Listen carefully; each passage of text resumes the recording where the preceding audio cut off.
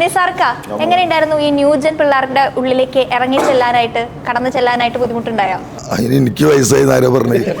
നേരത്തെ ഒരു കാൽക്കുലേഷൻ ഉണ്ടായിരുന്നല്ലോ, അത് വെച്ച് ഞാൻ കാൽക്കുലേറ്റ് ചെയ്തപ്പോൾ വിചാരിച്ചു കുറച്ച് കഷ്ടപ്പെട്ട് കാണും. ഞാൻ എന്നെക്കാളും മൂത്താളാ ഇയാളൊക്കെ കണ്ടിട്ട് തോന്നേറ്റാ.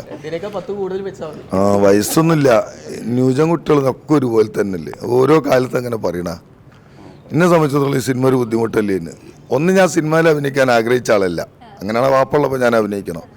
പിന്നെ ഗതികേടുകൊണ്ട് സിനിമയിൽ അഭിനയിച്ച ചെലവിന്റെ കാര്യമൊക്കെ നോക്കിയിട്ട് പട്ടിണി പരിവട്ടമുണ്ട്. ഇതിന് കൊണ്ടുവന്ന അഭിനയിക്കേണ്ട കാര്യമൊന്നുമില്ല, പിന്നെ വെറുതെ പട്ടിണി അടക്കണ്ടല്ലോ വെച്ചിട്ട് അഭിനയിക്കാൻ പറ്റും.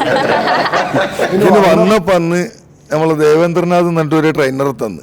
അപ്പോൾ അയാളെല്ലാവരും കൂട്ടിയിരുത്തിയിട്ട് നമുക്ക് എല്ലാവർക്കും ധൈര്യം തന്ന്. അപ്പോൾ എല്ലാവരും ഇങ്ങനെ ഇപ്പോൾ ശങ്കരേട്ടൻ പറഞ്ഞ മാതിരി എല്ലാവരും ഇങ്ങനെ ശരിക്കും ഇങ്ങനെ ബിഹേവ് ചെയ്യുക, പെരുമാറുക, നടിക്കുക, അഭിനയിക്കണ പരിപാടി ഒന്നുമില്ല ഇനി.